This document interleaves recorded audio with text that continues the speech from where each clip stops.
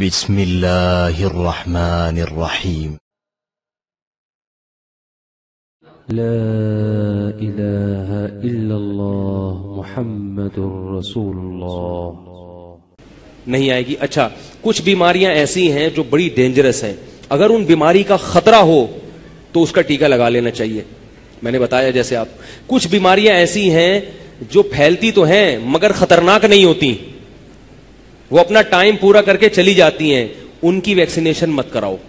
جیسے چکن پاکس اور خسرہ، لوگ کیا کرتے ہیں، چکن پاکس پھیل رہا ہے تو بچوں کو ٹیکے لگوا لیتے ہیں چکن پاکس کے۔ نہ لگاؤ، کیونکہ چکن پاکس بچوں کے نکلتا ہے تو زندگی میں ایک ہی بار نکلتا ہے، اس کو بھرپور طریقے سے نکلنے دو، کیونکہ جو قدرت کے کام ہے نا اس میں ٹانگ اڑاؤ گے تو گڑبڑ ہوگی۔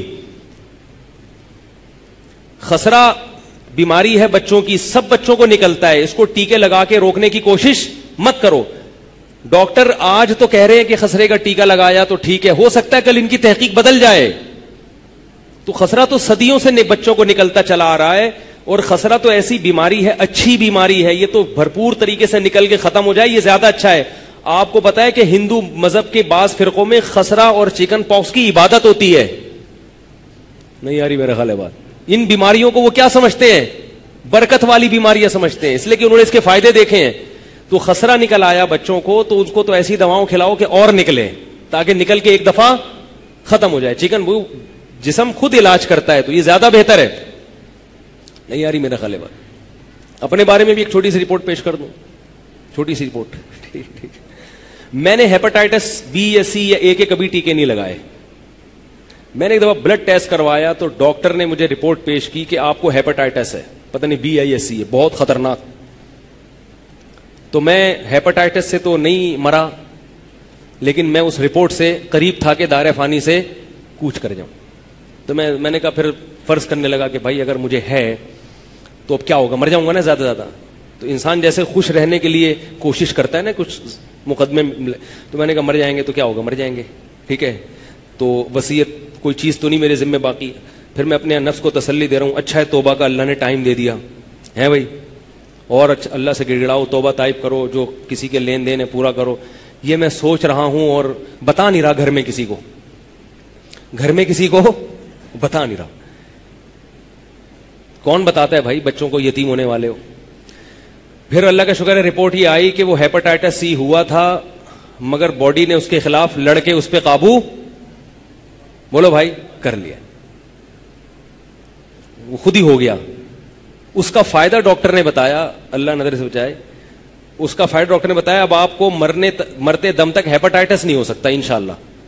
کیوں نہیں ہو سکتا؟ کہ باڈی نے خود اس کے خلاف فائٹ لڑی ہے، قدرتی طریقے سے علاج ہوا ہے اس کا، نہیں یاری بات۔ تو میں یہ بتانے کے لیے کہ جب قدرتی طریقے سے باڈی خود فائٹ کرتی ہے، وہ کس کی طرف سے تحفہ ہوتا ہے؟ اللہ کی طرف سے گفٹ ہوتا ہے۔ تو جانوروں کو بھی خود ہی فائٹ کرنے دو، بچوں کو بھی حتی الامکان خود ہی لڑنے دو چکن پاکس کے خلاف۔ میں ہیپاٹائٹس کے خلاف تو لڑنے کا نہیں کہہ رہا، وہ تو ہماری باڈی نے لڑ کے قابو پڑ لیا، آپ کی باڈی نہیں لڑے تو آپ مر جائیں گے، ٹھیک ہے۔